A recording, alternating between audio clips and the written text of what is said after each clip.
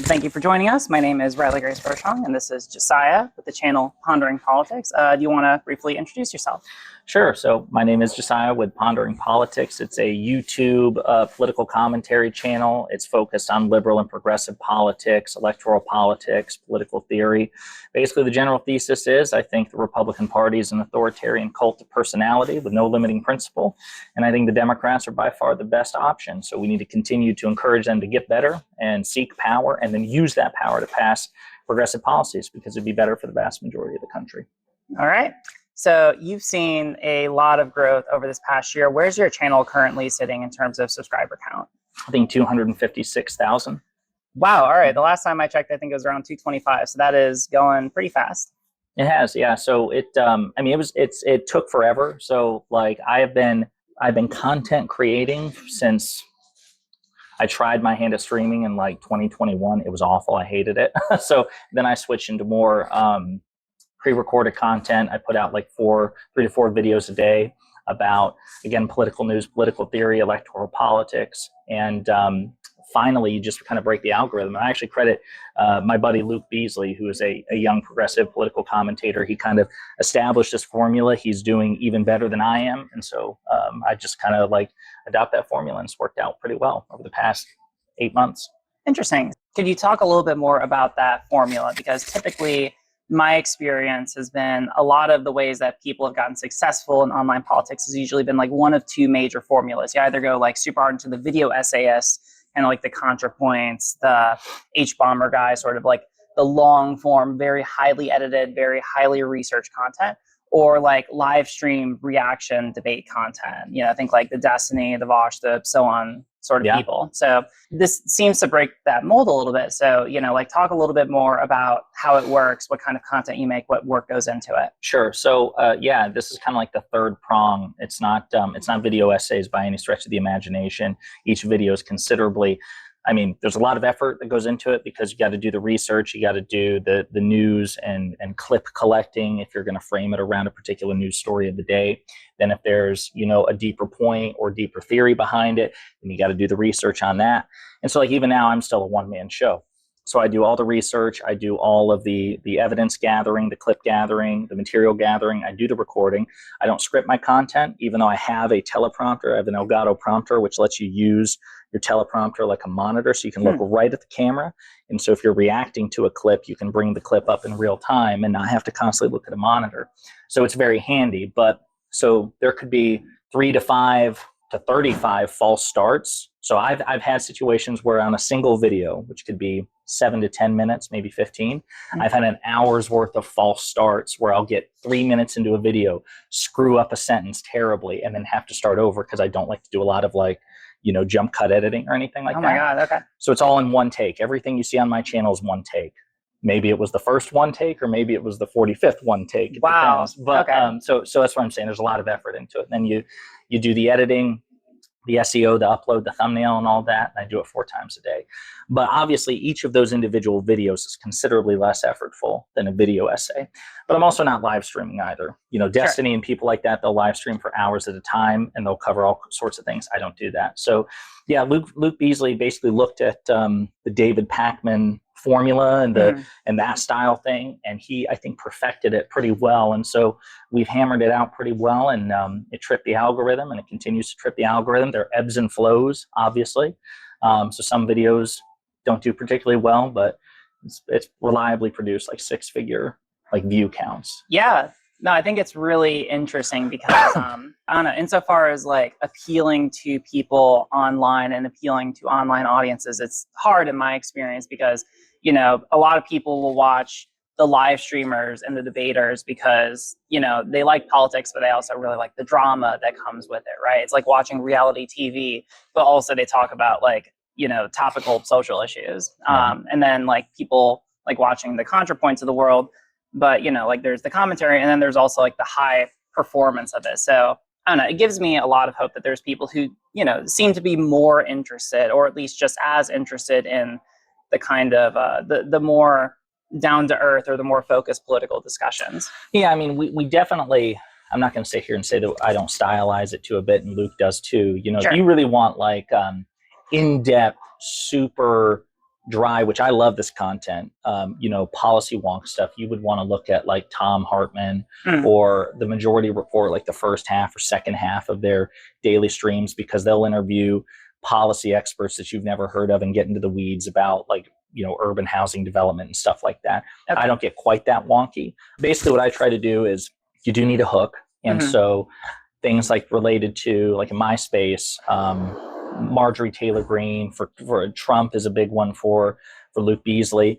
And then I try, it's almost like giving a dog their medicine, right? So you wrap the medicine in bacon, right? You or something to try to entice people. And so like I may have a video about Marjorie Taylor Greene, but actually the broader point is the inability of the Republican Party to govern, despite the fact that they're in the majority in the House of Representatives. And so we can go into how they have produced the fewest amount of bills in this Congress since the Great Depression. And we're on track. This is on track to be the least productive iteration of Congress since the Civil War. And so it's basically a thesis about how the GOP can't be trusted to run a lemonade stand, let alone the country.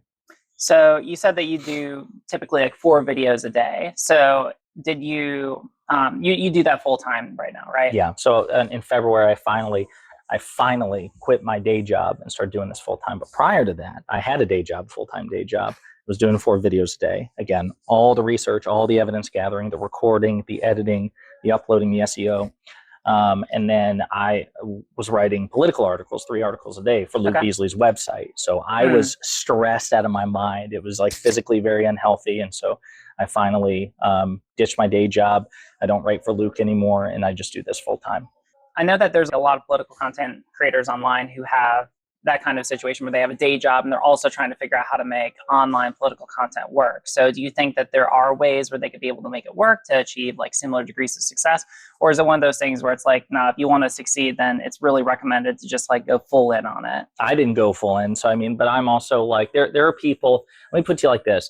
I know for a fact that there were people who do this full time who took the risk much sooner than I did. I'm 33 years old, so I'm not Gen Z or anything, but I'm also not a literal boomer, even though I act like it. But I was still pretty cautious about taking the risk. So I was making replacement income on my day job 6 months before I quit my day job. Okay. But I didn't know when it was going to stop. Like my fear was, okay, I quit my day job and the next month my channel gets banned or I get nuked in the algorithm, and then what? So for me, it was really important to make sure I could, as best I can, expect that this will continue. And it may dry up after the election, for all I know. But so I was pretty cautious about taking the risk. Other people, they were willing to go full bore. We've talked a little bit about your channel. I want to talk about like what led up to that. So could you talk a little bit about the jobs that you had previous to beginning this? What inspired you to begin creating content? I'm interested for people who are watching, if they want to take like a similar career trajectory, what steps that they could take that you took that are like good for getting them to where you are? So I've always had an interest in politics. My degree, I have 2 degrees, one in political science, one in sociology, because originally my plan was get a 4-year degree, go to law school, practice law for 5 to 10 years, then transition into politics formally, not in commentary, but actually being the candidate, right? Sure. And I ended up not going to law school because at the time I got my bachelor's degree, I was told that the market was saturated with unemployed law school graduates. So they were like, listen, if you want to go to law school, feel free, but there's a really good chance that you will leave law school in debt with no job or a job that's not particularly high earning.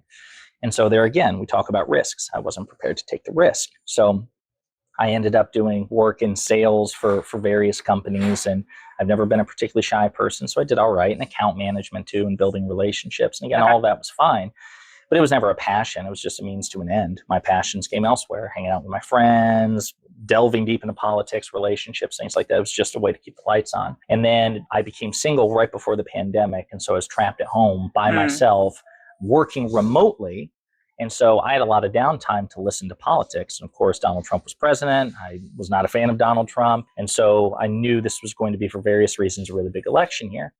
And I actually had no idea that the liberal lefty political space online existed. So I knew who Ben Shapiro was. I knew about, Dave Rubin and the right-wing version of all of this, but I didn't know Sam Seder existed. I didn't know David Pakman existed. I didn't know Destiny existed, because the algorithm, it can funnel you. It can keep you totally away from people that you think are just a thin membrane away. So I had some acquaintances in a Star Wars debate community. Oh, wow. All right. Yeah, exactly. I showing my nerd cred here. Who were like, listen, Josiah, if you like political commentary and you want to get like you don't want to get your sources just from like Chris Wallace and normie spaces, they're like, check out the Majority Report, check out Destiny, check out so and so, and I did. And then after a while, they were like, listen, if you've got the disposable income and the time, why don't you try it?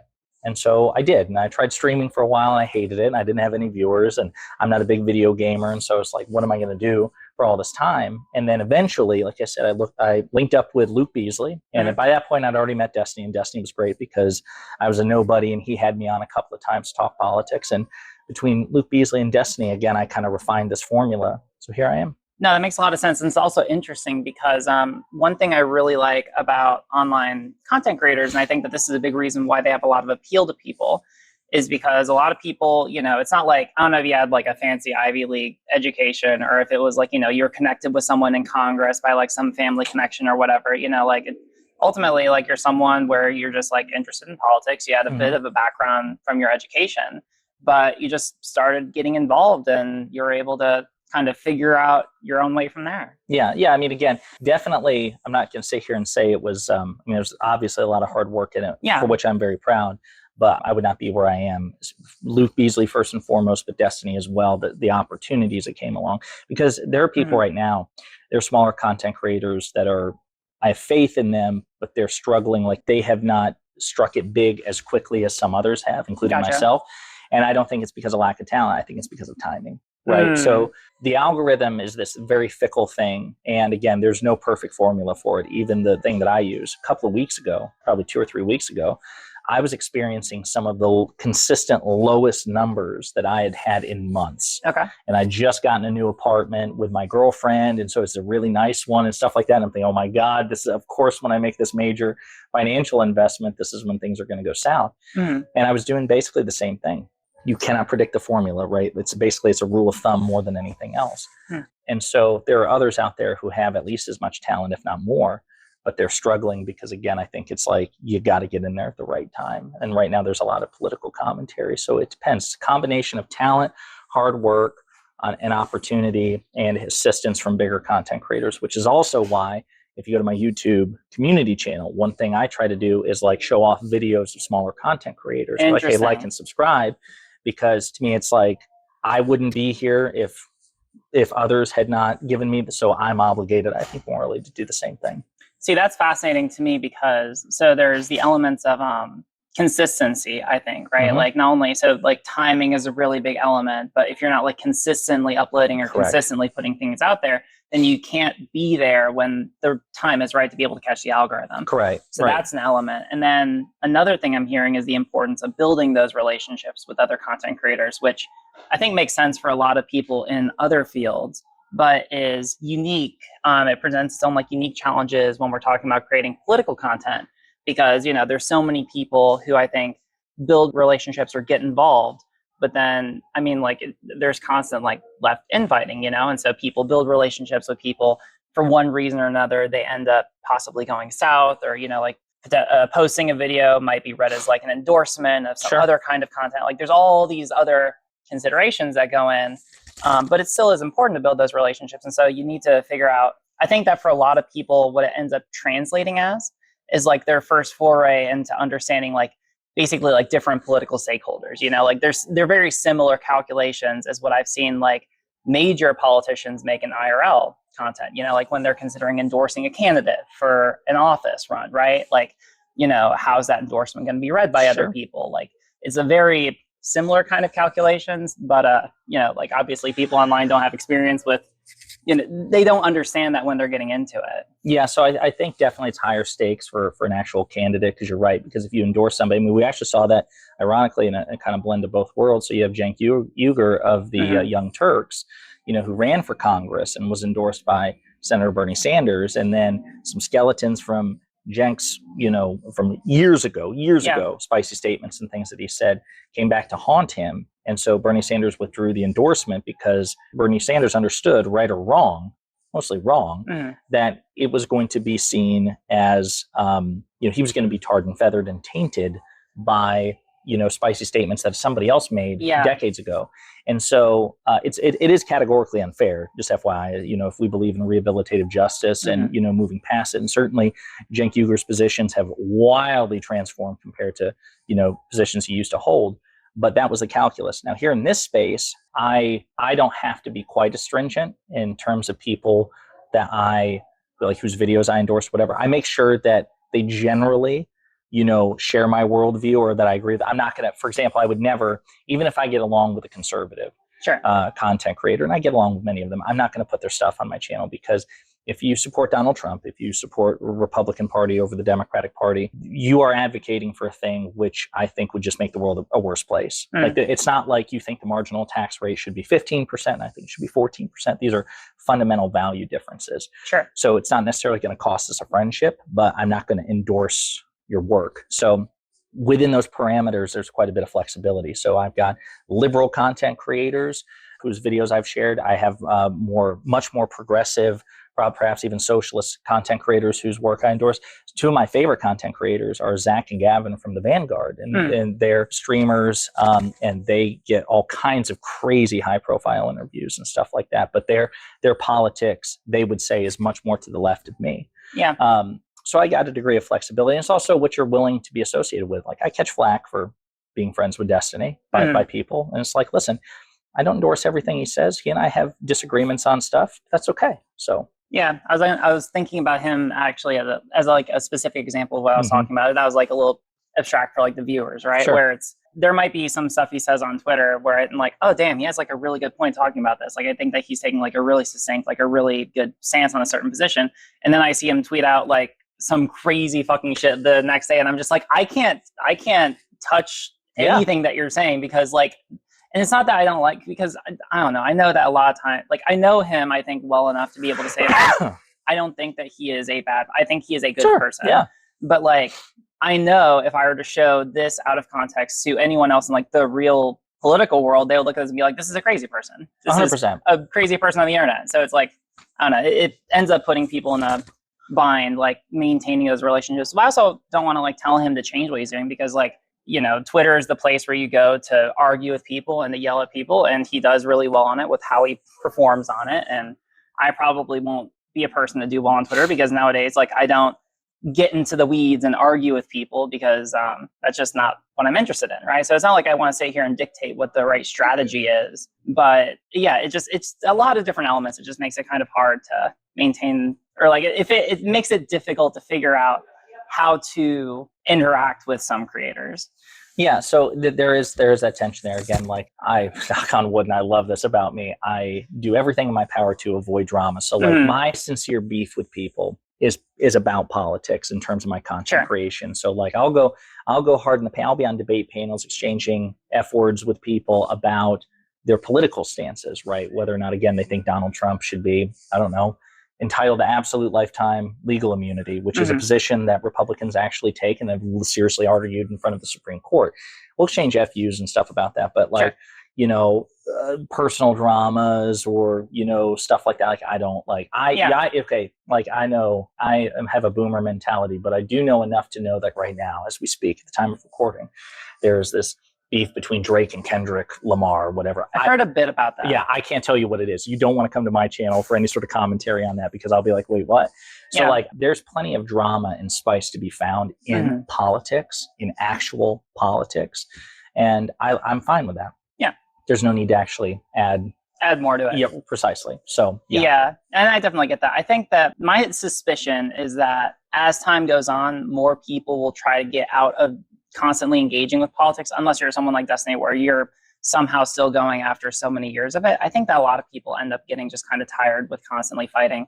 I've seen a lot of creators like, two really notable examples I think about are like Jangles Science Lad and Rose Wrist are creators where, and it's not like they sought out drama, but I think that both of them were really, really strong contributors to the online political space, like two people who I have a lot of respect for intellectually. But I think that they just got wrapped up in drama enough times where they're like, I just don't want to, it's just not worth it. Yeah. I refuse. Like, that's one of my favorite things to do, because again, I think it's important to try to suss out motivations when people try to engage with you. And so again, if you're a conservative and you have a disagreement with me about a political take that I have, I'm happy to hash that out with you. I have an open door invitation. Sure. Like I even said it, I very rarely live stream, but I live streamed yesterday. And people who, what I call reply guys, who've been in my replies, what about this? What about this? I'll spar with it back and forth a little bit here. But then it's like, reach out to me in private. Let's set up a private or public, totally whatever you want. If you actually want the attention, I'm happy to give it to you, as long as it's actually about politics and we can get into it substantively. Did that go over well? Very few people actually take you up on it. Yeah.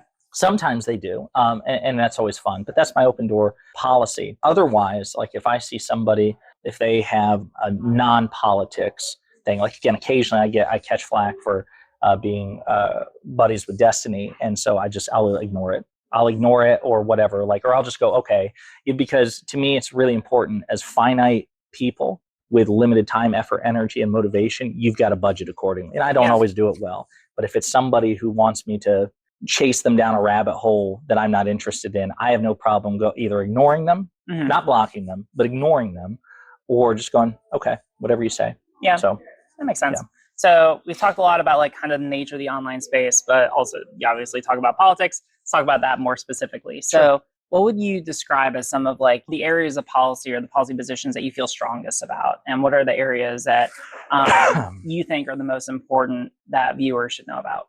Voting's a big one. I would argue voting rights, not because they are the end in of themselves, but because they are the most important immediate step. So let's say, for example, that your ultimate single issue policy is healthcare in this country, which is understandable, right? In order to make any meaningful change to healthcare in this country as a matter of government policy, you need to win elections. So basically winning elections and voting, that is the single most important proximate thing on which I'm focused. And downstream of that, healthcare is a big one. So the single most traumatic event in my life is I had to watch my mother die at age 49 of stage 4 lung cancer. Held her hand as she died. It was brutal. It was nothing like you see in movies. There was no dignity or beauty in it at all. It was brutal.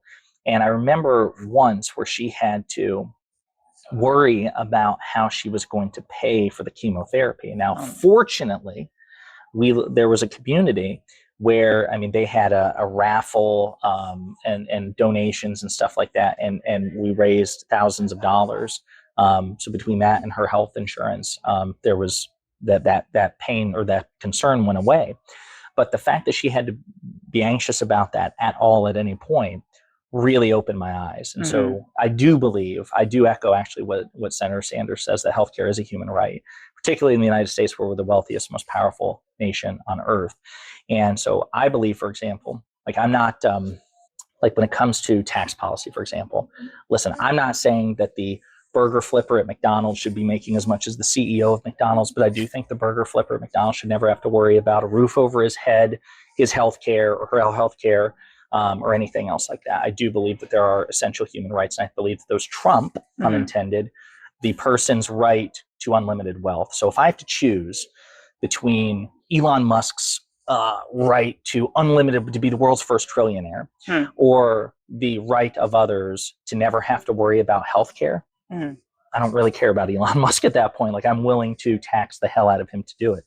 But okay, interesting. But I also don't have a particular policy preference as long as the outcome. So for example, I remember during the 2020 election, there was a lot of frustration about Bernie Sanders' Medicare for All versus Pete Buttigieg's Medicare for All who want it, right? So it wouldn't completely abolish the private insurance. And to me, I didn't care one way or another, as long as, if you can introduce a policy to me that is the most efficient, that gives as many Americans as possible health insurance, and ideally, I'm talking 334 million people, right?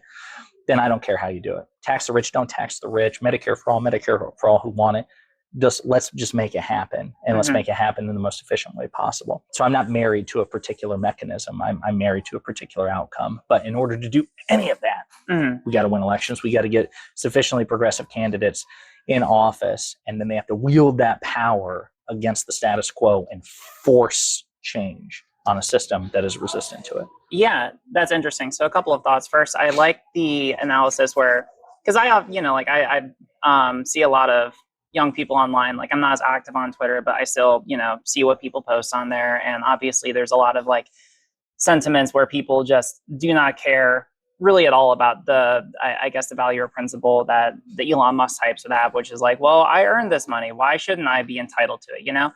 And I don't love just like the blatant, like, oh, well, you shouldn't have any rights. Like there's some people who just are all out the, I like your analysis where it's like, well, I mean, like there is a right, there is a principle there, but like it should be balanced or weighed against the other competing variable or the other competing value of like, if that is at risk necessarily in order to ensure people's access to things like healthcare, then that should really be the discussion. I feel like that's a bit more reasonable. So that's something I like from what you said. To your point about voting, a lot of people, especially young people, are probably going to go into this election and believe either that it's not worth voting because they don't like either of the candidates, or that their vote really doesn't matter. That, it's a drop in the bucket, that ultimately at the end of the day, like, why should I get involved? So what would you say to those people, and what would it take for you to agree with their perspective, if anything?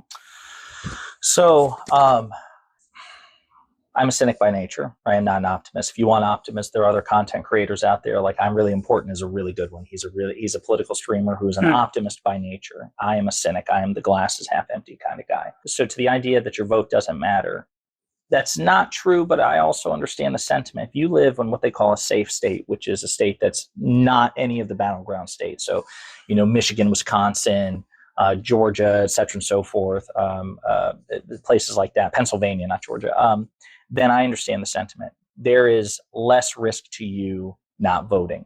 But because when it comes to at least electing the president, right, let's be very clear about this. We don't elect our heads of state in the United States by direct popular suffrage. We have an electoral college, which is a relic of the past. It has racist origins, and no other nation on earth, this is really important, no other democratic republic on earth has an electoral college to elect their prime minister or their president or whatever. We stupidly cling to it.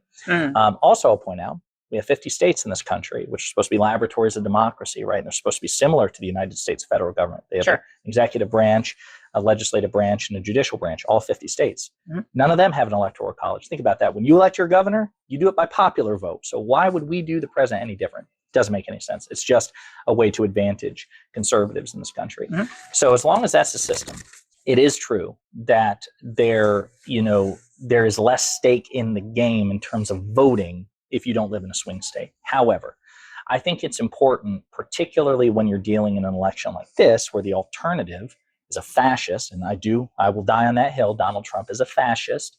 I think it's important, even if you don't win or live in a swing state, to make it abundantly clear with your vote that there is a popular mandate to get rid of Donald Trump's political influence on this country, that even that he is so repulsive, he's so anti-American, he's so antithetical to a thriving democracy, let alone progressive values, that even people who don't have to worry because Trump's definitely not going to win their state are going to come out and vote anyway against him, or in states where Donald Trump will almost certainly win, like Alabama, you should still come out and vote against him. And then obviously it is of vital importance that if you live in a swing state, that you come out and do it, because even though, like, take the last election, President Biden won by 7 million votes, popular votes. But at the end of the day, that's not what counts, electoral college. And that was due to about 40,000 votes in various swing states. So basically a Taylor Swift concert made all the difference in terms of population. So there is no margin for error. And Republicans are pulling out all the stops to make voting harder because they appeal to minoritarian rule. They know that the system advantages them. They don't have to. Democrats have to overperform to win the Electoral College to get Biden elected.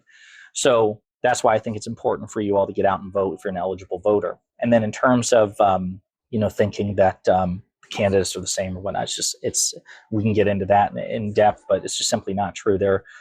I guarantee you that unless you're a conservative, and perhaps I can still try to make an argument there why you should still vote against Donald Trump, because he's not a conservative. He's a fascist and an ideologically inconsistent populist. Donald Trump, if you are a liberal or progressive or even moderate, centrist, whatever, Donald Trump is just objectively worse on all the major policy issues. Even if, like, for example, if you're a progressive and what's going on in Gaza is your single issue, fine. But right now, the current president of the United States says that he is not going to send munitions to Israel if they invade Rafah. Donald Trump made it clear on Truth Social right afterwards that he would not have done that. So if Donald Trump were in power right now, the bloodshed would be considerably worse. And that's just an objective fact. That's interesting. I remembered hearing about that the other day. And also, I liked the point about, because I think about the people in like swing states, right? Where I think that they probably have the strongest claim to the argument that like their vote doesn't matter that much because ultimately they're not going to necessarily affect like, or it's unlikely that they're going to affect the outcome of the election. But I like your perspective that we don't want to send a message that like, oh, well, a lot of people in the US actually want Trump to win, even if he doesn't end up winning the popular vote. Like if it's something like a 55 to 45 split in the popular vote, that doesn't send a message that America doesn't want Trump. That sends a message that a lot of people wanted him, and it came down to a couple, you know, like the small margin of error, right? Right. And I think so perhaps he'll try again in 2028 exactly. if he's still around, or a Trump-like figure. If they feel that there is an avenue for their success, they've just got to roll the dice a couple of times. Yeah. Then that will lead to disaster. Yeah.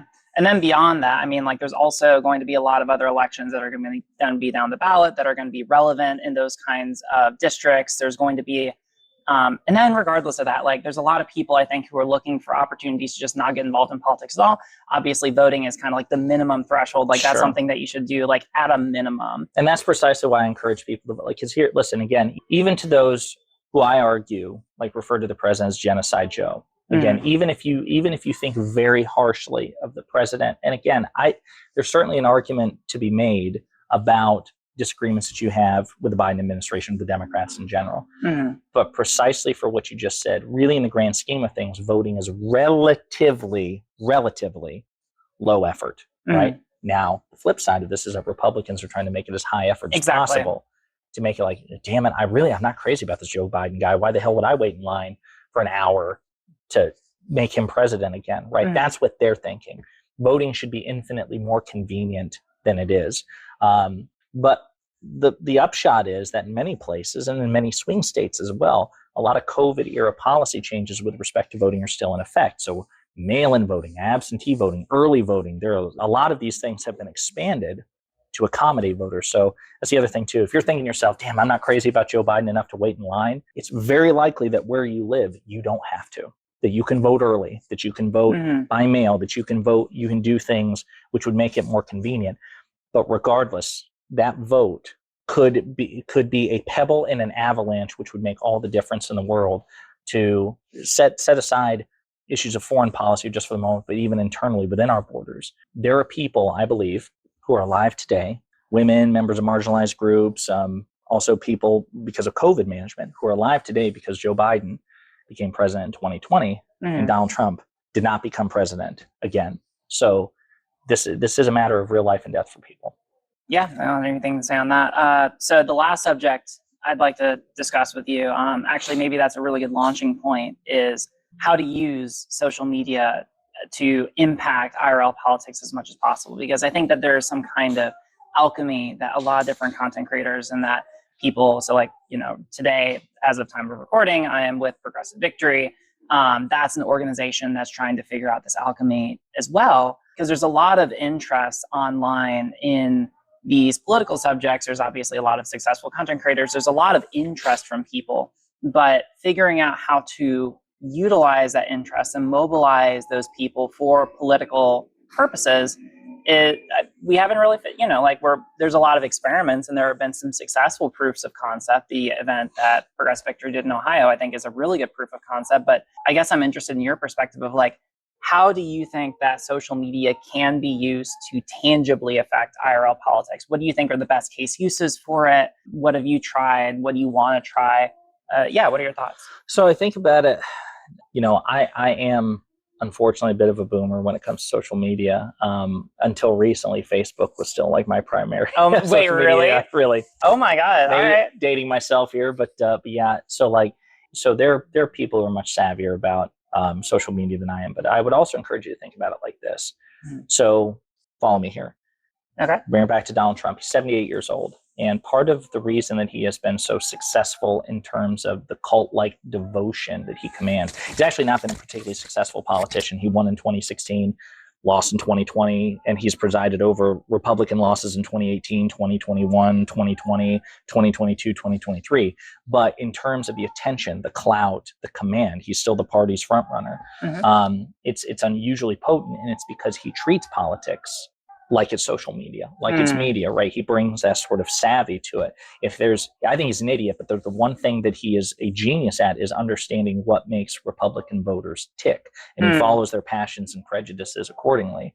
And so I think that that's important, understanding that every increasing generation will be more attuned to social media and spend even more time devoted.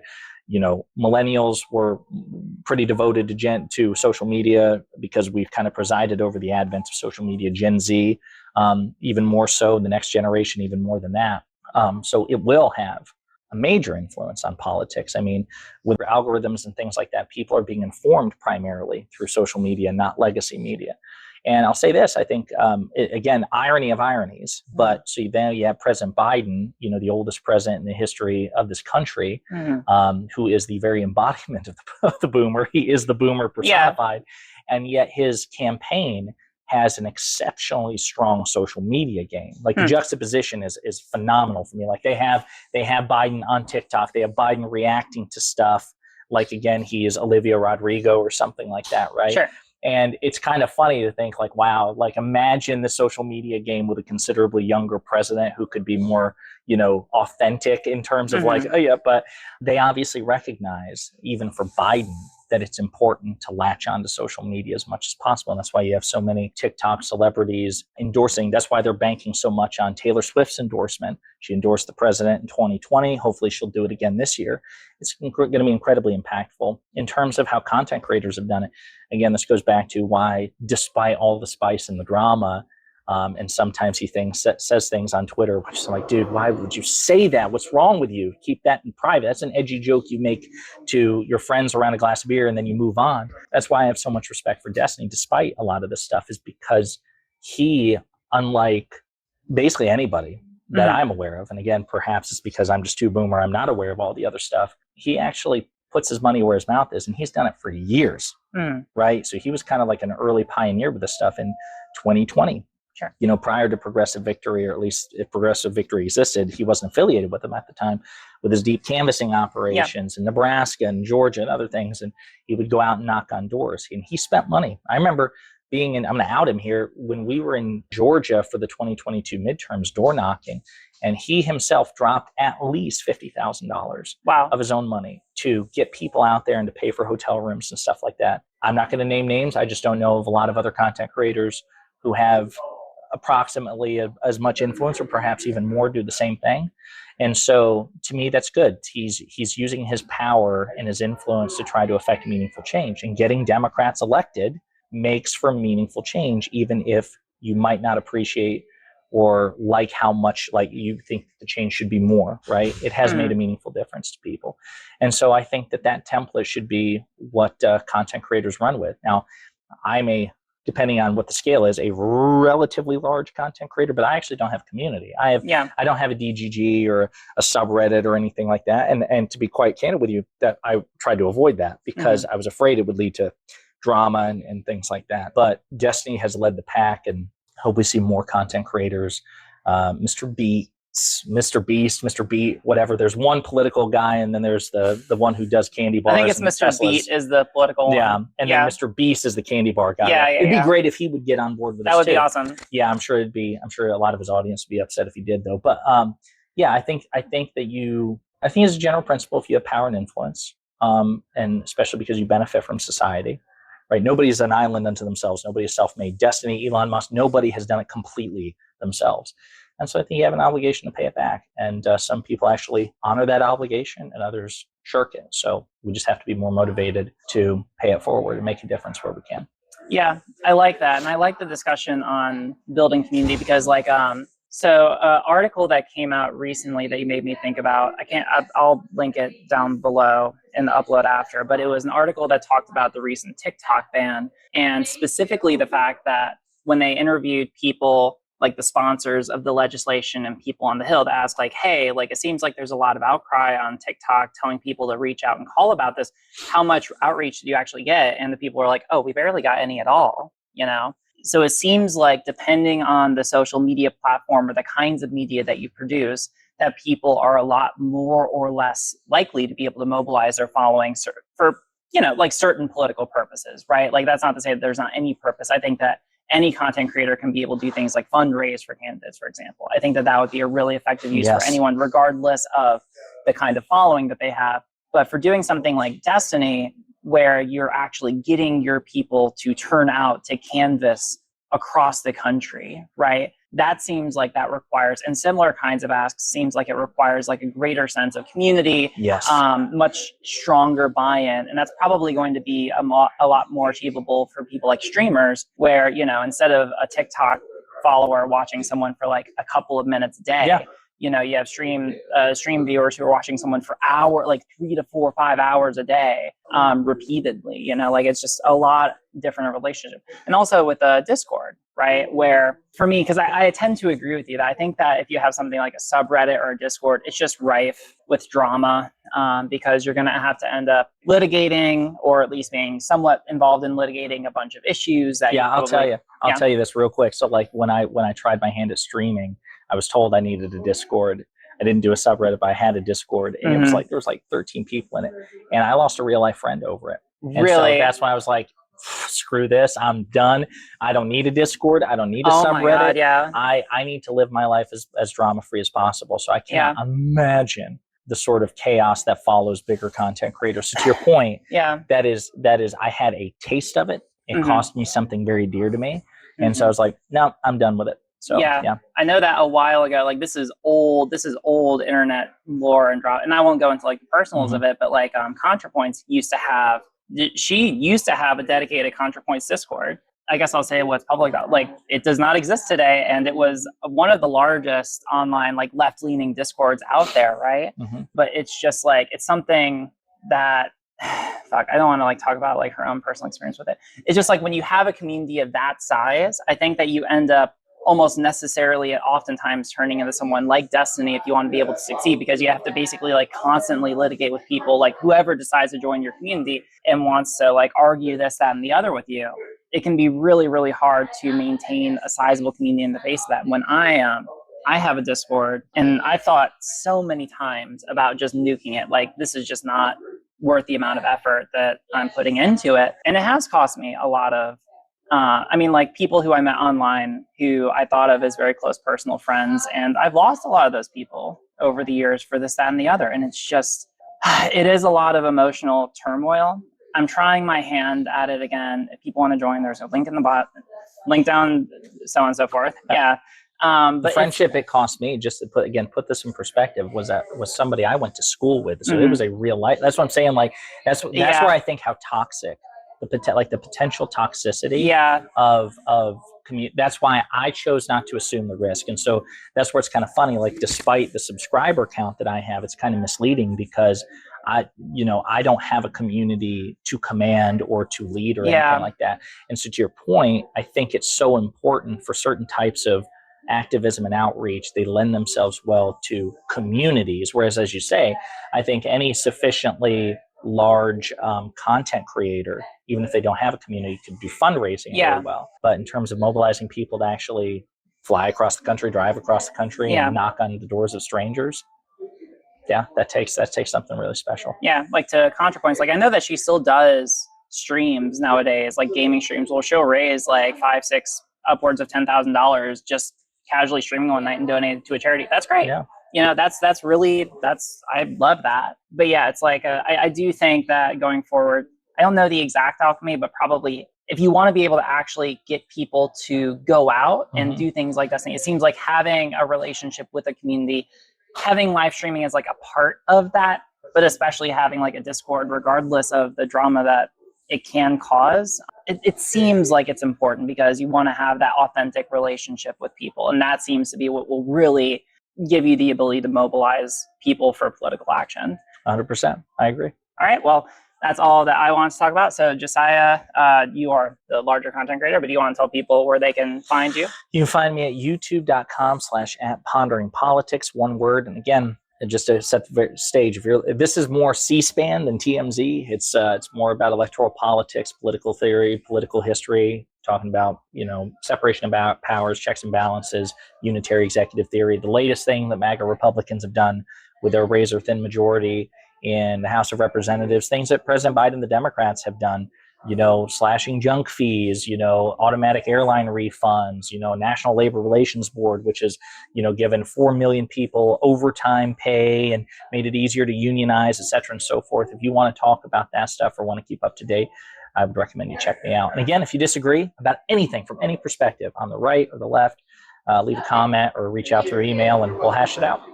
Thank you so much for joining. Appreciate and great. And if people want to find me, links down below. And obligatory shout out for also Progressive Victory. If you want to get involved with the election this year and you're passionate about that, check out progress.win. You can join their Discord there. You can get involved. You can sign up for canvassing events, for phone banking. We're going to be doing a lot this year. So definitely check that out as well. All right. Thank you so much. You're welcome.